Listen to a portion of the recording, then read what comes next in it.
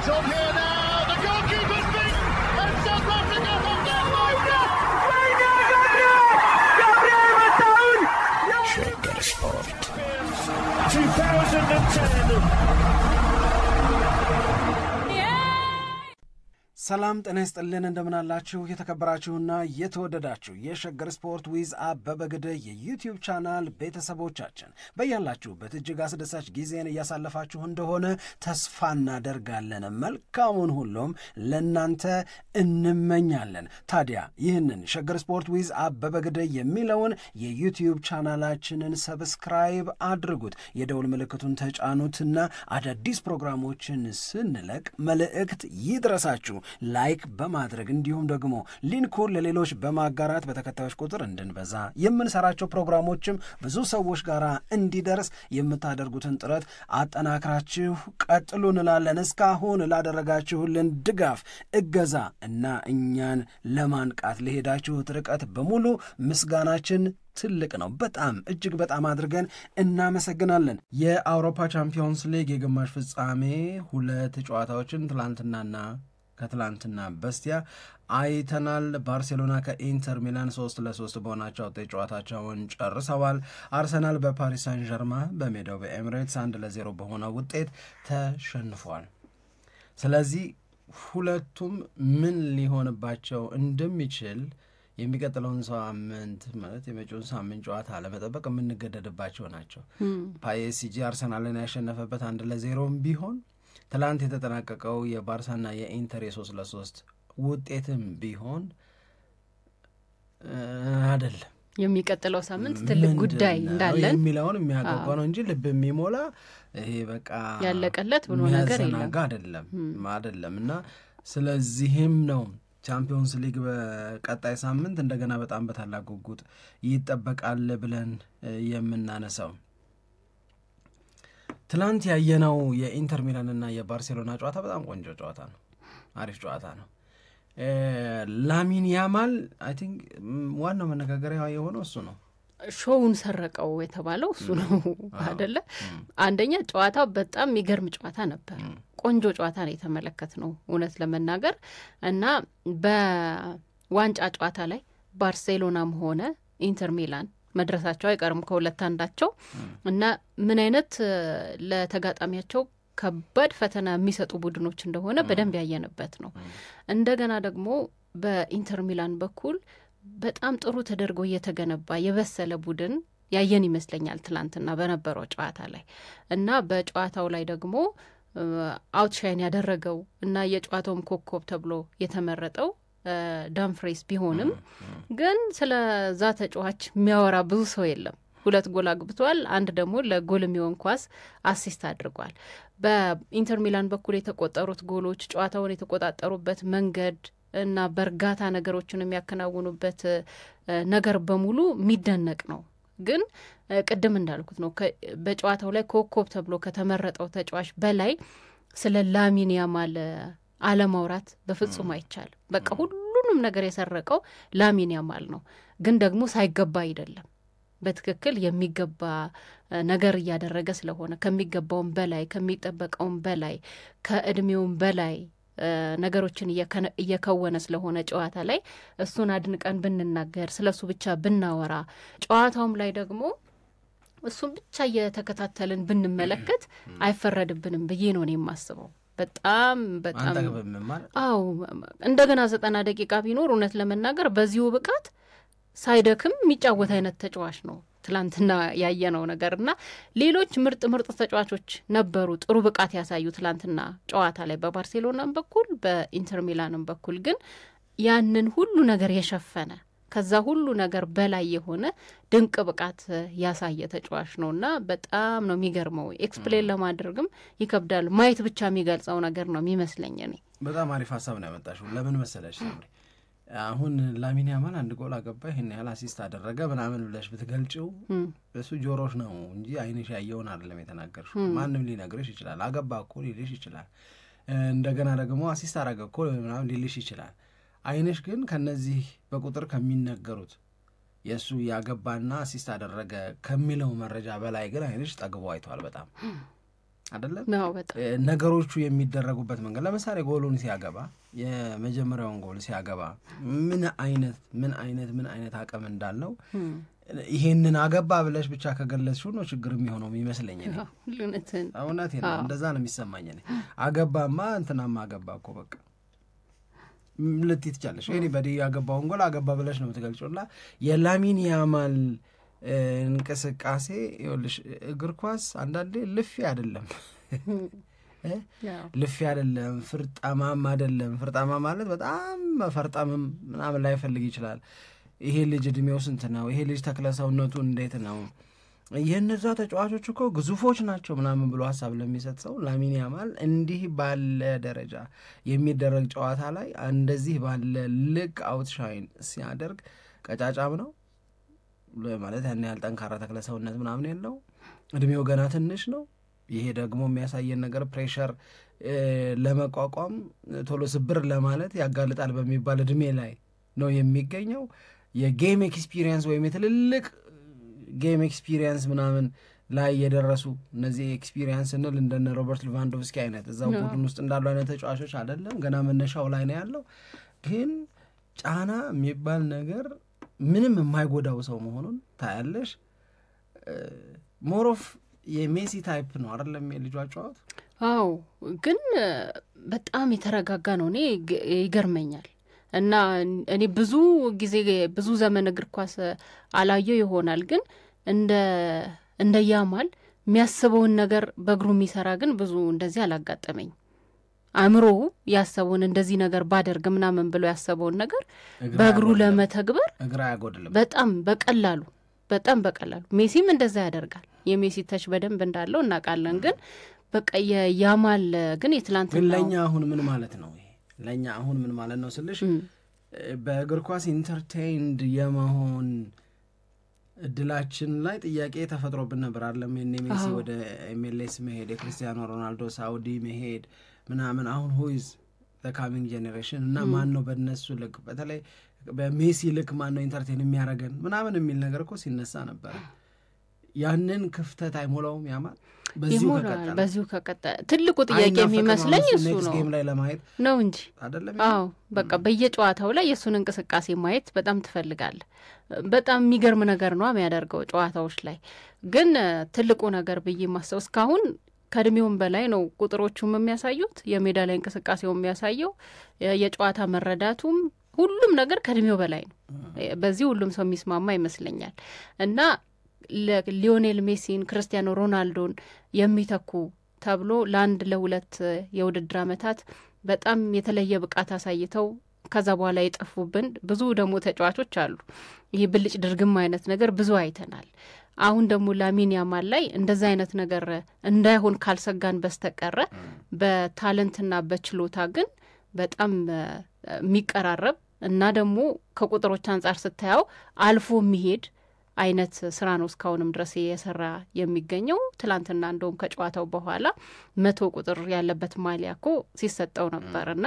በገና 18 ዓመት የሚሆነው አሁን ጁን ላይ ነው ገና 17 ዓመት ሆኖ አሁን እና በዚህ ጊዜ ውስጥ ለባርሴሎና 100 ጨዋታ ማድረግ ማለት በጣም እኮ የሚገርም ነው በጣም አሁን ከቀጠለበት የሚለው ሐሳብሽ የሚያስታውሰን ማን ነው አንሱ ፋቲ ነው አይደለም አንሱ ፋቲ በጣም ብዙ ተነግሮለት ነበር አሁንም ባርሴሎና ውስጥ ነው ያለው ግን አንሱ ፋቲ ሲባልና ስለ አንሱ ፋቲ ሜሲ እንዲህ ያለ እየተባለ ሲነገር እንደነበረው አይመስለኝም የዚህኛው ላሚን ያማል ገብቶታል ክብሩንም እና አጠቃላይ እንትኑንም ቴስት እያደረገው ይመስለኛል ይሄ ትኩረት መሳቡን ያወቀው ይመስለኛል አሁን የአውሮፓ ቻምፒዮንስ ሊግ የግማሽ ፍጻሜ ጨዋታ ሆኖ ኢንተር ሚላንን እየገጠምሽ ይሄ ጨዋታ በጣም ትልቅ ነው በዚህ የተዝናኖት ልክ ሜዳ ላይ እንደነዚህ ያለው እጅግ አስደናቂ ይኸውልሽ ነው አሁን እኮ በኢንተር ሚላን ተጫዋቾች መካከል እንዴት አለፈ የሚለው አይደለም እኮ የሚገርመኝ ነኝ ኳሷን ሲመታት ሶመር ግብ ጠባቂው ኢንተር ሚላን ምንም እኮ ማድረግ አልቻለም በቃ በቀላም እኛም ማየን እሱም ማየ ምንም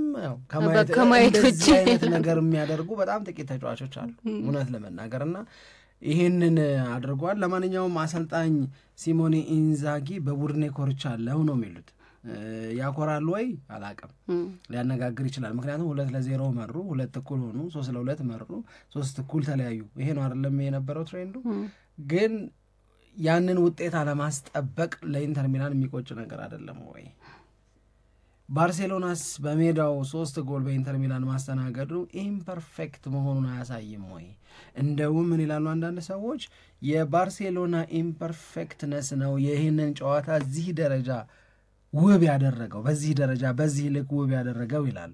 እና የሲሞኔ ኢንዛጊ አስተያየት ምንድነው መሰለሽ የሚለው ኤክስትሪምሊ ፕራውድ አድርጌያለሁ ነው፣ ኮርቻለሁ፣ በጣም በጣም በጣም ተደስቻለሁ በተጫዋቾቼ የሜዳ ላይ እንቅስቃሴ ወይም ሜዳ ላይ ባሳዩት ነገር በሙሉ በጣም ደስተኛ ነኝ፣ ምክንያቱም ዛሬ የገጠምነው በዓለም እግር ኳስ ውስጥ ሞስት ኢፌክቲቭ የሚባል ኦፌንሲቭ የሆነ ቡድን ነው የሚሉት። ወይም በማጥቃት አቅሙ በማጥቃት እንቅስቃሴው እጅግ የተዋጣለት የሚባለውን የዓለማችንን ምርጡን ቡድን ገጥመን ነው ይህንን ፐርፎርማንስ ያሳዩ ተጫዋቾች ይህንን ውጤት ያመጣ ነው የሚል ነው። እነዚህ የኢንተር ሚላኑ አሰልጣኝ የዲየጎ ሲሞኔ የሲሞኔ ኢንዛጊ አስተያየቶች ናቸው፣ የእሱ ቃላቶች ናቸው። እና ይሄ የመጀመሪያው ጨዋታን አንዳንድ የእግር ኳስ ባለሙያዎች ምን ብለው ገለጹት መሰለሽ? ሲሞኔ ኢንዛጊ እንዳለው እነሱ ምን ብለው ገለጹት? 6 ጎል አየን አሉ። ማብቂያ የሌለው ጎል የማግባት ጥረት በሁለቱም ቡድኖች በኩል አየን አሉ። እና ምናልባትም ይላሉ በዘንድሮ የውድድር ዓመት በአውሮፓ ቻምፒዮንስ ሊግ ምርጡን ጨዋታ ትላንትና ምሽትን ያየነው ብለው ደግሞ ይናገራሉ። ሁሉም ነገር የነበረበት በጣም በጣም በጣም አስደናቂ ጨዋታ ነበር የሚል ሀሳብን ያነሳሉ። ይሄንን ካነሱ በኋላ ግን የሚያነሱት የባርሴሎና የዓለማችን በጣም አዝናኙ ቡድን መሆን፣ አዝናኝነቱ በልክነት ውስጥ ብቻ ሳይሆን አዝናኝነቱ በጎዶሎነት ውስጥም አለ። ይህን አገላለጽ በደንብ ወድጆ ነው ነኝ። አዝናኝነት በጉብዝና ውስጥ የሚያደርጉት ነገር ስለሚያዝናና እንደ ቡድን የፓሲንግ ፉትቦላቸው በጣም ደስ ይላል። ኢንዲቪጁዋል ኳሊቲያቸው በጣም ደስ ይላል። የልጆቹ ቴክኒካል ስኪል በጣም በጣም በጣም ከፍተኛ ደረጃ እየደረሰ ነው። ነገሮቻቸውን የሚፈጽሙበት መንገድና ልክነትም እንደዚሁ እስከ ማስደንገጥ የሚደርስ ነው። እንዴት ይህንን ሊያደርገው ቻለ ብሎ መደንገጥ፣ እንዴት ይህንን ሊያደርገው ቻለ ብሎ መጠየቅ ድረስ የሚወስድ ነው። ሳም ጎዶሎነት ስንል ደግሞ ኢንተር ሚላን ያደርጋቸው የነበሩትን ነገሮች የማድረግ እድል ያገኘው ባርሴሎና ውስጥ ጎዶሎነት ስላለ ነው። እመኚኝ ኢንተር ሚላን አይነት ደግሞ መዝጋት ሲፈልግ መዝጋት የሚችል በዛ የሚያምን ባርሴሎና ቢሆን ኖሮ የትናንትናው ጨዋታ መልኩ በጣም በእጅጉ ሊቀየር የሚችል ነበረ። ኢንተር ሚላን ቢያገባም ባርሴሎና አቻ ቢሆንም እነዚህን ነገሮች እያደረጉ የመቀጠል አቋም ስላላቸው ባርሴሎናዎች ይህንን ነው የሚያደርጉት ነው። ይሄ ከተነሳ በኋላ ግን የላሚን ያማልን ጉዳይ ይሄ ማይንድ ብሎዊንግ ኤግዚቢሽን ነው የሚሉት እነሱ። በቃ ለአእምሮ ማሰብ የሚከብድ ትዕይንት ያሳያል ላሚን ያማል። ለዚህ ነው እኔ ነውር ነው ምለው አገባ እና አሲስት አደረገ ምናምን እያልሽ የምትገልጪው ከሆነ አይንሽ ያየውን ነገር ጎበዝ ከሆንሽና ያንን መግለጽ የሚያስችሉ ቃላቶች ካሉሽ በዛ መንገድ ነው ልታነሺው የምትችይው ነው። ስለዚህ የባርሴሎና 3 ጎል ማግባት ዋጋ ቢስ አይደለም። እነዚህ ልጆች በዚህ አቅም ላይ ባይገኙ ኖሮ የመቻል ዕድሉ በጣም አነስተኛ ነው ሳምሪ። ምክንያቱስ ባርሴሎና እስካሁን በዘንድሮ የውድድር ዓመት 12 ጨዋታዎችን እንዳደረገ ሁሉ ኢንተር ሚላን 12 ጨዋታ ተጫውቷል። በእነዚህ 12 ጨዋታዎች 4 ጎል ነው የገባበት ኢንተር ሚላን። በ12 ጨዋታ 4 ጎል የገባበት ኢንተር ሚላን በ90 ደቂቃ 3 ጎል አገቡበት ባርሴሎናዎች። የባርሴሎናን የመቻል አቅም የኢንተር ሚላን ጉብዝና እንዲረሳና በአንድ የ90 ደቂቃ ጨዋታ 3 ጎሎችን እንዲያስተናግድ አደረገ። በሌላ አነጋገር ምን ማለት ነው? ትላንት ባርሴሎና በ90 ደቂቃ ያደረገው ከዚህ በፊት በ1080 ደቂቃ ሌሎች ክለቦች ካደረጉት በአንድ ብቻ የሚያንስ። እነሱ 1080 ማለትም 12 ጨዋታዎች ላይ በኢንተር ሚላን ላይ ማስቆጠር የቻሉት የጎል ብዛት 4 ነው። ባርሴሎና ትላንት 3 ጎል አስቆጥሯል። ራፊኒያ በጣም አሪፍ ነው። ያማል ደግሞ በቃ በጣም እጅግ በጣም እንኳን አንዳንዴ ከዚህ በፊት ስለ ሜሲ ስናነሳ ተናግረ ነው ምናቅ ይመስለኛል ሳምሪ።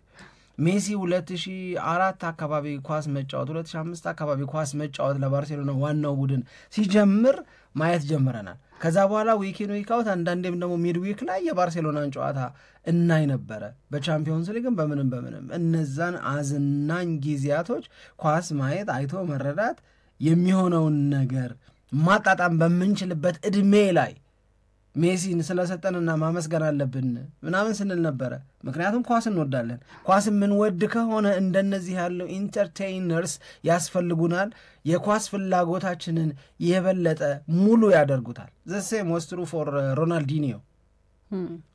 ሮናልዲኒዮ ሲጫወት በእግሩ የሚያደርጋቸው ነገሮች እያዩ ለመገረም ለመደነቅና በማመን መቸገር እንቅልፍ ለማጣት የሮናልዲኒዮን ባርሴሎና ጨዋታ በጣም መሽቶ ጭምር ያኔ ደግሞ እንዳሁኑ ዲኤስቲቪ በየቤት የማግባት እድል ምናምን የለም። በቃ ርቀን ሄደን የእኛ ቤት ቤሌራ አካባቢ ነው እኛ ኳስ ሄደን የምናየው 4 ኪሎ ቤተ መንግስት አካባቢ የሆነ ቦታ ኳስ ይታያል ከተባለ ምናምን ሄደሽ ነው የምታየው። ሮናልዲኒዮን ሳታዩ ማደር፣ ሮናልዲኒዮን ሳታዩ ማምሸት መጉደል ነው።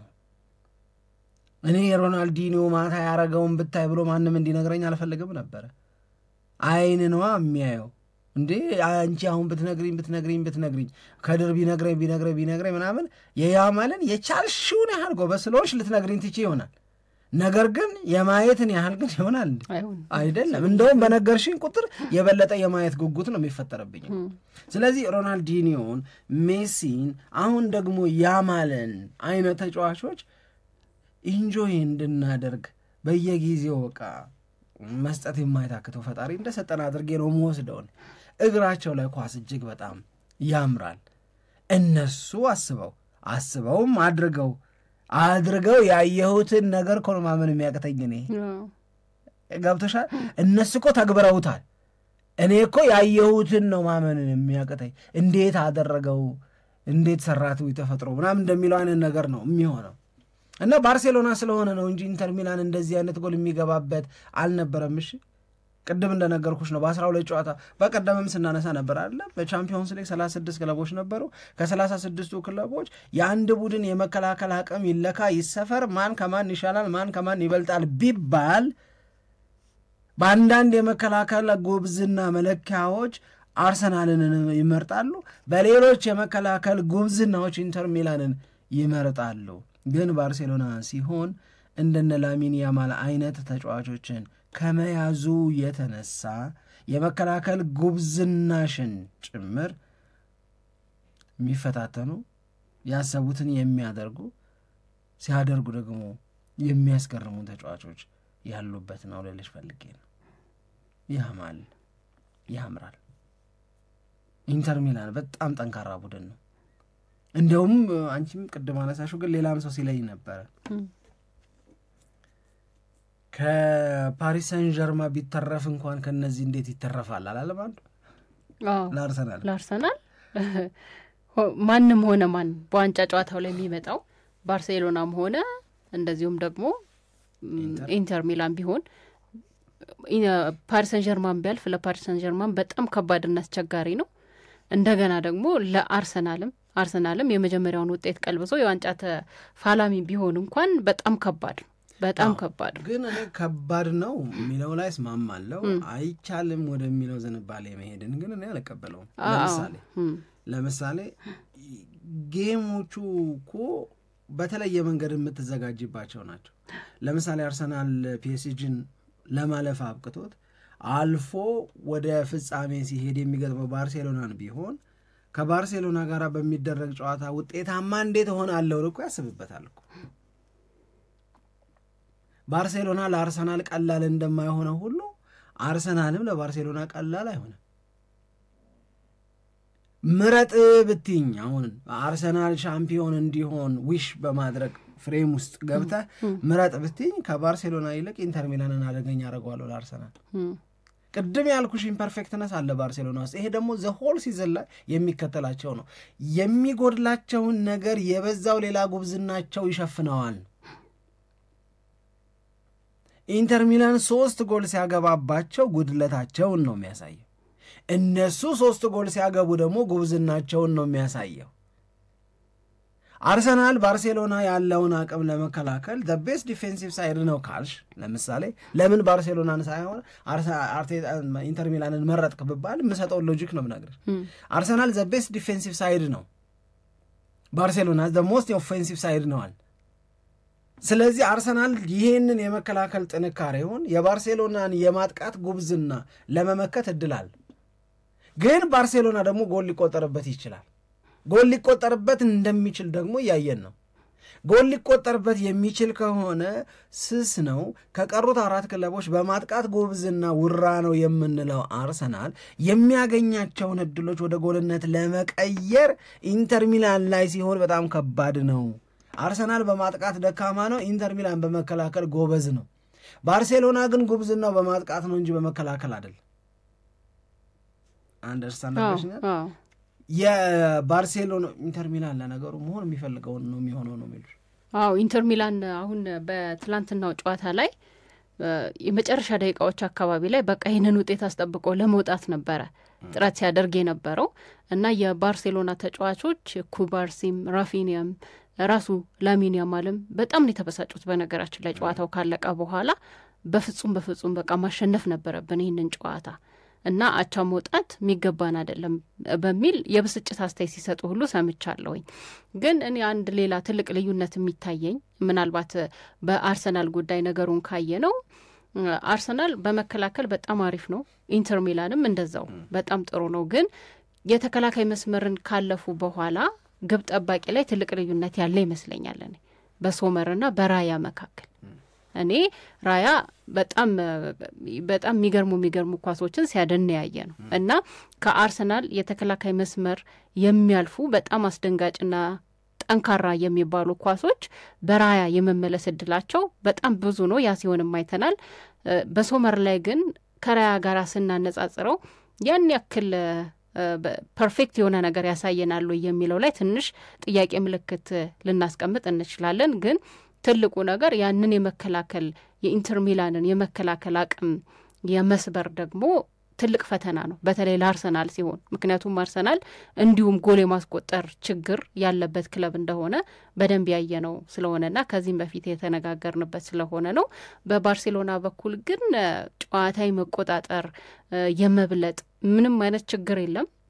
እንደተባለው ደግሞ ጎል ቢቆጠርበትም እንኳን ባርሴሎና ጎል የሚያስቆጠር ቡድን ነው። አሁን ትላንትና 2-0 ሲመራ የደነገጠ ሰው ብዙ አለ። እኔ እንደዛ ነበር የሚሰማ። ያው በቃ ባርሴሎና የሆነ ነገር ያደርጋል።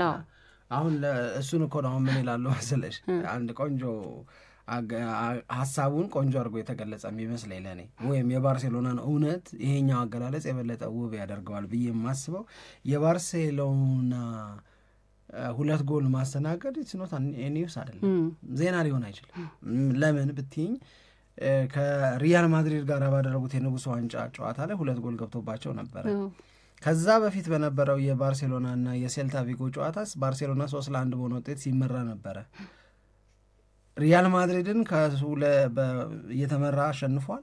በሴልታ ቪጎ 3-1 እየተመራ አሸንፏል። ባለፉት 5 ጨዋታዎች 11 ጎል ገብቶበታል ባርሴሎና በ5 ጨዋታዎች። ስለዚህ ባርሴሎና ጎል ኮንሲድ አደረገ ብለሽ መደነቅ የለብሽም፣ ወይም እሱን እንደ ዜና ልትናገሪው አትችልም።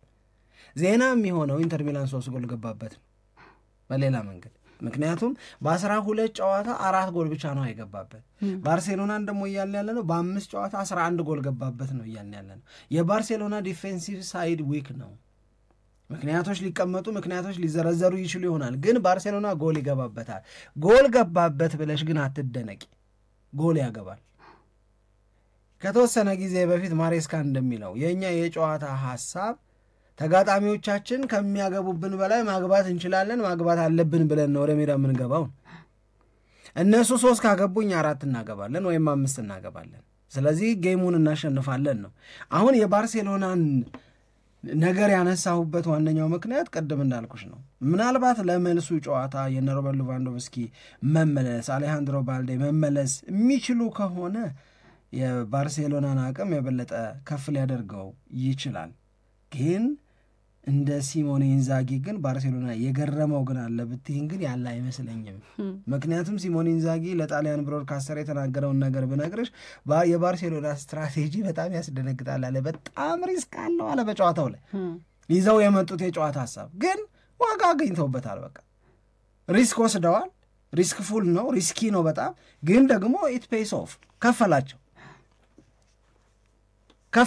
ይህንን ነገር ያነሳል። እንዴ 150 ጎል ላይ እኮ ደረሱ ባርሴሎናዎች። እሱ ነው የሚያስታውሰን። 150 ጎል ላይ ደረሱ፣ 2 ዋንጫ በሉ። 2 ዋንጫ ደግሞ እንደገና እንበላለን ብለው እየጠበቁ ያሉ ናቸዋል። 2 ዋንጫ የሚለው ሱፐር ካፑን አሸንፈው የለ ሪያል ማድሪድ ላይ 5 አግብተው እንደዚሁም የንጉሱን ዋንጫ በልተዋል። ላሊጋውን የመብላት እድላቸው በጣም ሰፊ ነው። ቻምፒዮንስ ሊግን ሊያደርጉት ይችላሉ። ሪስኪ ነው፣ የሆነ ብርግድግድግድ ያለ ነው የሚመስልሽ አይባልም? ትንሽ ክፍትፍት ነው ያለው። በጣም ተጋላጭ ነው። እሺ አይደል? እሺ አንቺ ጨርሽው። አይ እንደዛ ነው ባርሴሎና። አዎ ግን ከዛ በላይ ከሚቆጠርበት ጎል በላይ ጎል ስለሚያስቆጥር ጨዋታዎችን አሸንፎ የመውጣት እድሉ በጣም ሰፊ ነው። ለዛ ነው ትላንትናም 2-0 በሆነ ውጤት ሲመራ ያልደነገጥ ነው ወይንም ደግሞ አረ ባርሴሎና ዛሬ ሊሸነፍ ነው እንዴ የሚል የስጋት ስሜት ውስጥ ያልገባ ነው ብዬ የማስበው በዛ የተነሳ ነው እኔም እና ከዛም በኋላ እንደገና 3-2 በሆነ ውጤትም ከተመራም በኋላ እኮ እንደገና ባርሴሎና የሆነ ነገር ሊያደርግ ይችላል የሚል ግምት ነበረን። እንደ ግምታችንም ደግሞ በጣም ቆንጆ ጎል ተቆጥሮ አቻ ሆኖ ተጠናቋል። በእርግጥ በኢንተር ሚላን በኩል አስቆጭ ሊሆን የሚችለው የሚኬቴሪያን ጎል አስቆጥሮ ከዛ በኋላ ኦፍ ሳይድ ነው እና ተሻረ። ግን እንዴት በቃ ይሄ ትንሽ አውራጣቱ እንደዚህ ኦፍ የነበረው እና ለነሱ ያ በጣም የሚያስቆጭ ሊሆን ይችላል። ግን ሆነም ቀረ ኦፍ ነው። ህግ ነው። ግን በጣም በተበራ ህጉ ሲወጣ በአውራጣት ብቻ ከሆነ ኦንሳይድ እንደዛ የሚባል ነገር የለም። እንደዛ የሚባል ነገር የለም። ግን የሚያስቆጭ ነገር ነው። በባርሴሎናም በኩል እኮ ተደጋጋሚ ሌሎች ሙከራዎችና ጥረቶችም ነበሩ። ወደ ጎልነት አልተቀየሩም እንጂ ራሱ ላሚን ያማል ያደረጋቸው ጥረቶችም የጎሉ አግዳሚ የመለሰበት እነዛም በጣም የሚገርሙና የሚደነቁ ነበሩ። ግን በቃ በትክክል ይሄ የእግር ኳስ ጨዋታ አየን ብለን የምንናገረው አይነት ነገር ነው። ምርጥ ጨዋታ ነው። አረ ለተኛ እናቴ ልጅ ወገን ምናምን ብሎ ለተኛ ሰው አስሯል። ወይ መጀመሪያም እንደዛ አያስብልም ጨዋታው። ላሚን ያማልስ ምን አለ ነው ማን ነው እንትና ሲሞኔ ኢንዛጊ ስለ ላሚን ያማል ምን አለ? እንደዚህ ያለ ክስተት የሆነ ልጅ በ50 ዓመት አንዴ ነው የሚወለደው አለ። ቅድም እድለኞች ነን የምልሽ በቃ ከዚህ በኋላ የሚወለደው ከ50 ዓመት በኋላ ከሆነ አይተነዋል። የኛ ስጦታ ማለት ነው። ገባሽ? በጣም ነው ኢምፕረስድ ያደረገኝ ብሏል። በተለይ ደግሞ እንደዚህ በቅርበት ስታዩት እንደኔ አለ በጣም በቃ ነው ያስደነቀኝ። በ8 ዓመት ውስጥ አይቻላቅም። እንዲህ አይነት ነገር አይቻላቅም፣ በፍጹም አይቻላቅም ብሎ ተናግሯል። ይሄ እሱ ብቻ ሳይሆን በጣም ብዙ ሰዎችም ነው የተናገሩት።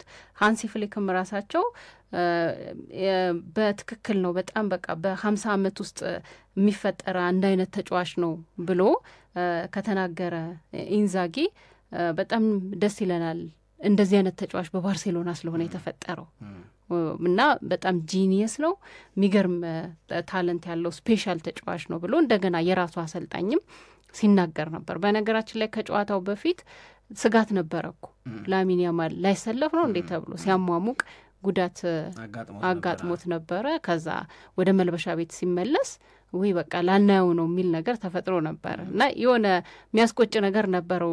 ላናየው ነው ላይኖር ነው የሚል እና እንደገና ደግሞ ከተሰለፈም በኋላ ጨዋታ የመጨረስንም ሁኔታውን ትጠራጠራል ከጉዳት ጋር በተያያዘ ዜናዎች ስለሰማን ማለት ነው። ግን እሱ ቅድም እንዳልኩት ነው የሚሰማኝ። ሌላ ሮናልዲኒዮ ምክንያት ባርሴሎናን ሲያይ ለነበረ በሜሲ ምክንያት ሜሲን ለማየት ብሎ በባርሴሎና ፍቅር ወድቆ ለነበረ አሁን በባርሴሎና ፍቅር ለመውደቅ ያማል ተፈጥሯል። ያማል ያምራል ነው ምለው ነው። አዎ በጣም ያምራል። እኔ ደግሞ ሌላ በጣም ነው የሚገርመው በጣም ብዙ ልናወራላቸው የሚገቡ ተጫዋቾች እኮ ነበሩ እዚህ ጨዋታ ላይ አይደለ? ቅድም እንዳልኩት ለምሳሌ እነ ጋቪም ቢሆን እነ ፔድሪም ቢሆን የኢንተር ሚላንም እኮ እሱን ነው የተባለው። ምን ብለሽ ነው አሁን የመጀመሪያው ጎል በቱራም ሲቆጠር እንዴት አይነት የሚያምር ጎል እንደሆነ እየተናበቡበትን መንገድ ታደንቃለህ። ኢንተር ሚላንን አለማድነቅም የሚቻል አይመስለኝም። በጣም ጥሩ ጨዋታ ነበር ያደረጉት። በዛ ላይ የበሰሉ ናቸው። በጣም የተረጋጋ ነገር የምታይበት ቲም ነው። በባርሴሎናም በኩል ደግሞ እንዳየነው ነው። በቃ በእግር እንዴት ፐርፌክት ናይት ነው የሰጡን። በጣም በጣም በጣም በጣም በጣም በጣም የሚገርም ነው። በጣም ጥሩ። መልካም። ለማንኛውም አድማጮቻችን እናንተስ ትናንትና ባያችሁት የባርሴሎናና የኢንተር ሚላን 3-3 የተጠናቀቀ ጨዋታ ዙሪያ ሀሳቦቻችሁ ምንድን ናቸው? ምን ማለት ትፈልጋላችሁ? ስሜቶቻችሁን ለሌሎች እንድናደርስ ጻፏቸው፣ ግለጿቸው እንላለን። ያማልን እያጣጣምን የሚቀጥለውን ሳምንት ደግሞ በጉጉት እንጠብቃለን። የተጎዱ የባርሴሎና ተጫዋቾች ወደ ሜዳ በሚቀጥለው ሳምንት እንዲመለሱ ተስፋ ይደረጋል። ልክ አርሰናል ቶማስ ፓርቴ ይመለሳል፣ ነገሮችም ይስተካከላሉ እንደሚለው ባርሴሎናም ደግሞ የሚመለሱልኝ ተጫዋቾች የበልጥ ጠንካራና ውብ ውጤታማ ያደርጉኛል የሚል እምነትና አስተያየት አላቸው። ሁሉንም እጅግ በጣም አድርገን እንግዲህ የምናይ ይሆናል አይደለም። በጣም በጣም በጣም አድርገን በጉጉት የምንጠብቀው ነው። 1-0 ሪቨርሰብል ነው። 3-3 ማሸነፍ ብቻ እኮ ነው የሚጠበቅብኝ። በቃ ከዚህ በኋላ ያሉት የዋንጫ ጨዋታዎች ብለም ምትጠራቸው ናቸው። እንኳን ቀረት ያለሽ ይሄ የሜዳ ውጭ ያገባሽ ጎል ምናምን። እኔ ድሮም የሱ ደጋፊ አልነበርኩ፣ አንተ ነበርክ እሱ። እኔ በጣም ነው የምወደው እሱ። እኔ ድሮም እያለም እኔ አልደግፈውም። እንኳን ቀረ ለምን እኔ በቃ ፌር አይደለም ብዬ ነው ማስበው።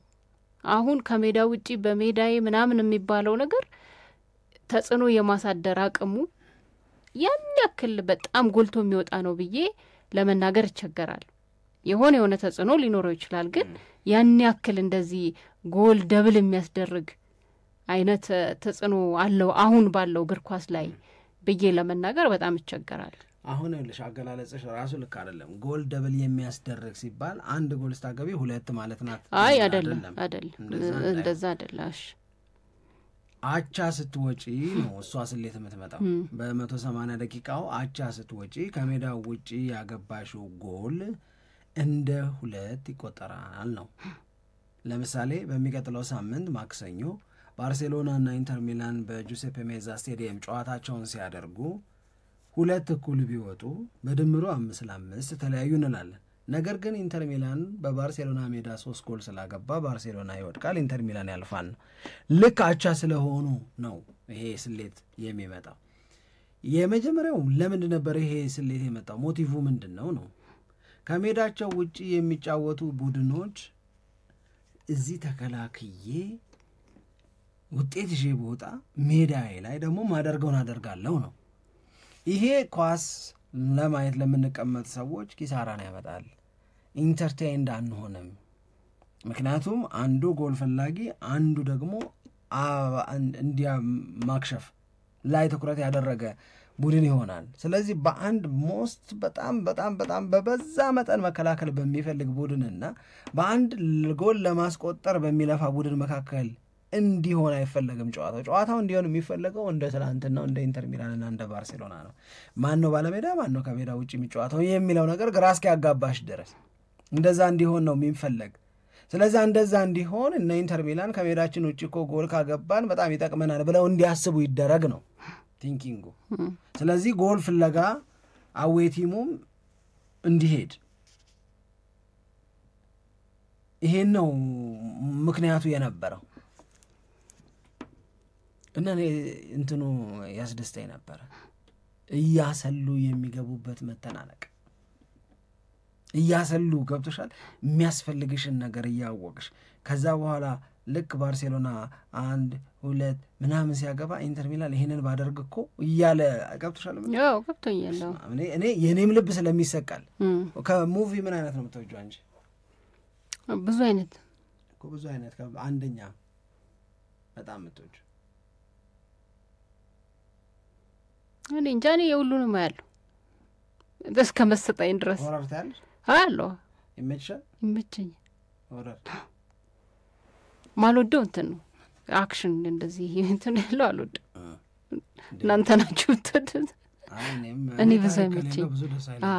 ለምሳሌ አሁን የሜል ጊብሰን አክሽን አለው ግን ውስጡ በታሪክ ተንሰላስሎ ነው አክሽኖቹ የሚመጡት። እሱ በጣም ደስ ይለኛል። አዎ እንደዛ አይነት የሆነ ታሪክ ሰስፔንስፉል የሆነ ነገር። አዎ እሱ እንዳልኩ ነው እስከ መሰጠኝ ድረስ ብዙ አኒሜሽን በጣም ወዳለሁ በነገራችን በጣም ነው ያዝናናኝ ነው ማይሴጅ የሚባለው ሱማ ይድሮ እኔ ሆረር ነው አንደኛ የምወደው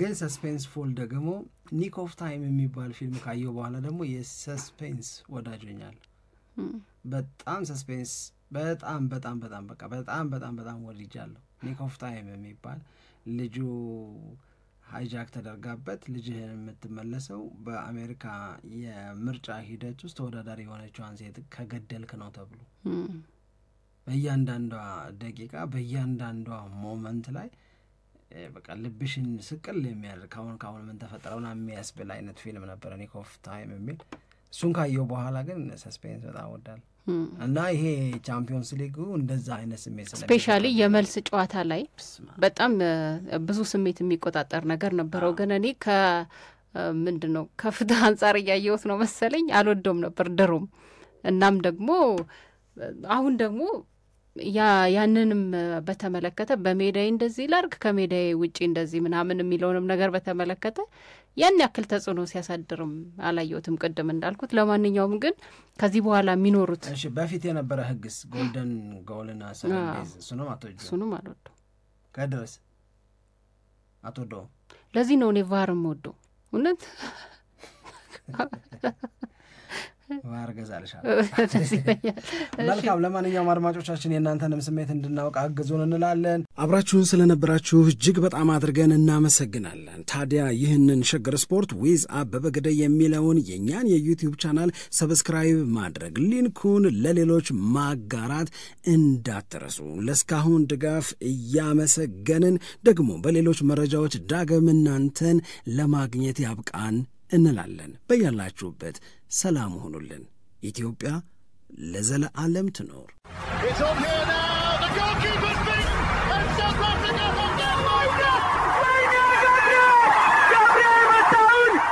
ሸገር ስፖርት 2010